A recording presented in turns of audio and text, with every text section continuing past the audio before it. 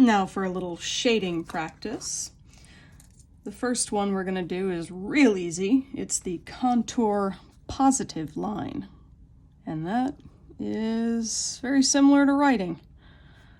It's just one line, dividing space. The negative line gets a little teeny bit harder. This is, we're going to draw very, very lightly using a sharp pencil. I've got a soft 4B lead in this mechanical pencil. That's 0.7 millimeter, but a sharpened wooden pencil works too. You want to make sure you're using a soft B pencil for this. So it's real light, and I've left a space in between because we want our shading to go right up to the line and consume it. I'm going to say that a lot in this tutorial, that we want the shading to go right up to the line and eat it, so that all we are left with are divisions in tone. No hard lines, no obvious delineation. We want shifts in tone only, and this is going to be really good practice for drawing without line. So I'm getting in real close with my sharp pencil, and now I need something a little bigger. I got my 8B, so I can cover a little more ground with a wider tip. And I'm using a tight circular motion in some places.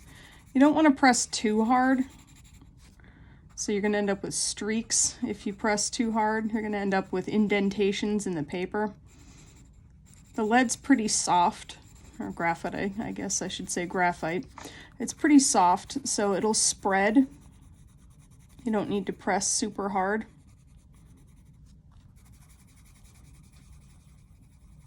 To get a nice dark value. Make tighter circles and change direction, so I'm layering graphite over graphite, so I get a nice smooth transition.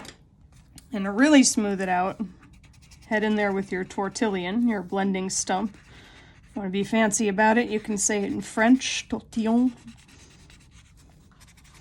I had one student who used to call them tortillas.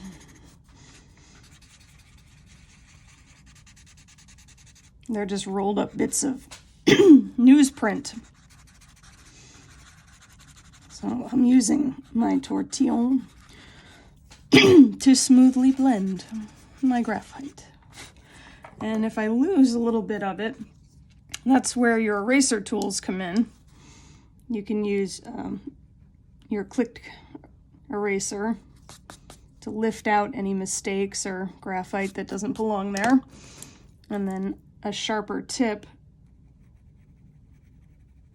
to define the edge a little bit more. But remember, the shading goes right up to the edge, eating it. And this is negative line.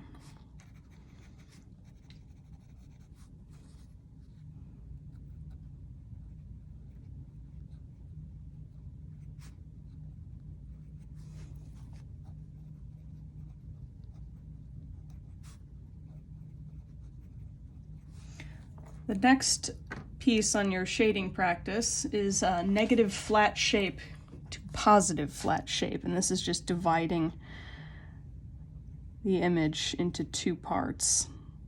I'm going to go light because, again, we want that shading to consume the line and disappear right into it. So I'm using my tight circular motions to go right up to the edge. I don't want to be able to see the line that I drew after the piece is completed, after this little sketchbook exercise box is filled. The reason I like to do sketchbook exercises gridded out like this is a way to keep from wasting paper. It means that you use more of the paper rather than leaving big swaths of empty white space, especially when you're practicing.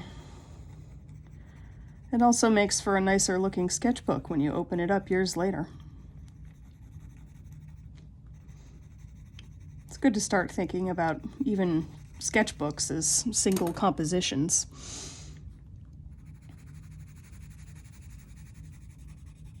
I'm going in here with the bigger 8B so I can cover more ground, using a circular motion in some places, straight in others. You can vary the size of the circle, you can vary the amount of pressure you apply, but what we are left with is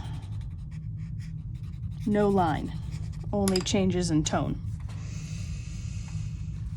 The next bit is where it gets tricky. This is negative space blended into positive form. And I'm going to start with a very light line. And very light here to about halfway down, where I'm going to start lifting up on my pencil and letting go of the pressure on the pencil, maybe even erase a little bit so that it fades away about halfway through.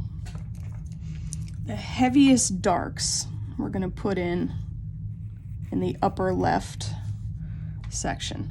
This whole left side is going to end up being dark, and I'm going to shade right up to that light line that I made so the shading disappears into my line.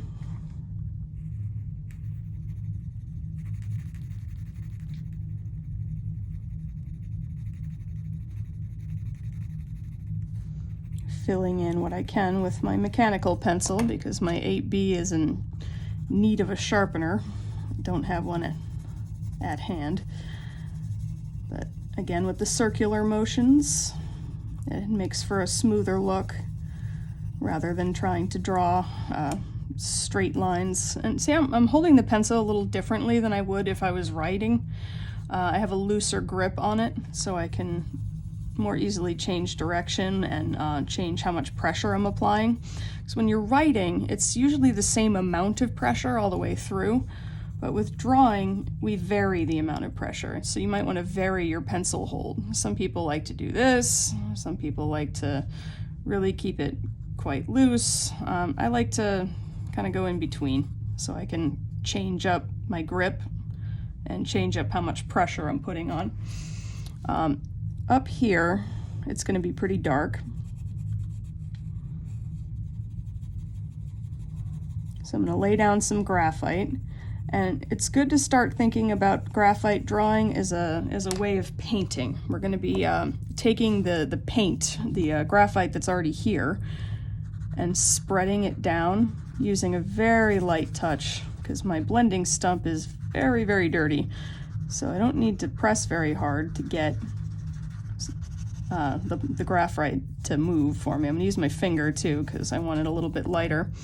And then if it's too dark, you can go in with your kneaded eraser and dab, and then use your finger to move that graphite around a little bit. Think of erasers as blending tools rather than mistake removers, especially kneaded erasers.